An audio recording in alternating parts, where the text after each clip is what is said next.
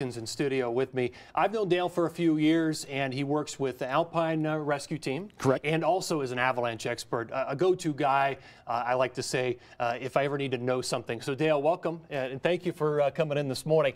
Boy, I mean, what can you say so far about the avalanche season? You and I were just talking about it, the danger so far in Europe, and you've been here a long time. How would you rate this one?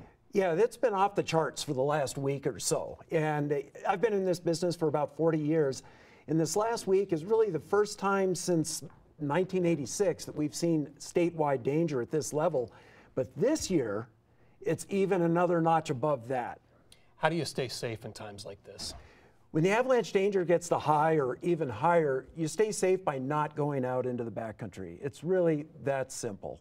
So with Reco, I know you're with Reco, and you've got a lot of different items here, pieces of gear. Tell me about some of these things.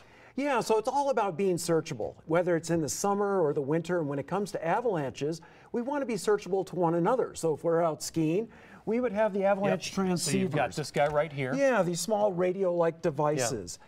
Yeah. And this allows us to find one another. Right, and so we each have to have one of these things, yep, because otherwise it makes no difference. And you work. have to know how to use it.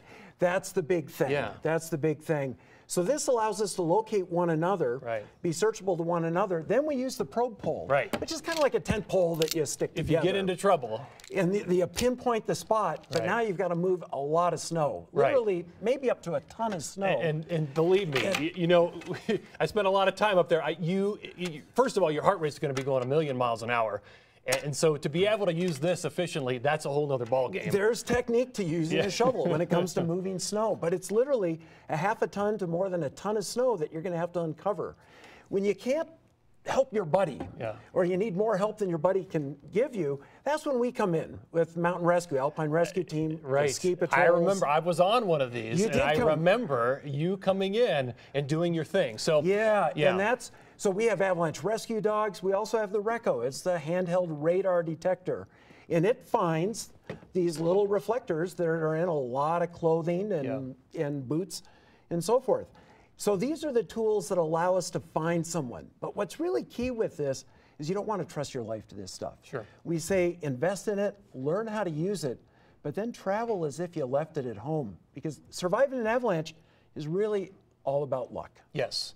You and I were also talking about the layering this year. Kind of a unique upside-down situation. Just a brief comment on that. Absolutely. So this last week to 10 days has been nasty avalanche problems in the high country. The first few days of March started real cold. We had low-density, fluffy snow, a lot of it. Then temperatures warmed up. Where I live in Avon, we had rain at 7,600 feet. So we ended up with a 1.5 to 2 feet or more of heavy wet snow on top of that cold dry snow. It's a classic upside down snowpack, and that's a really unstable and dangerous condition.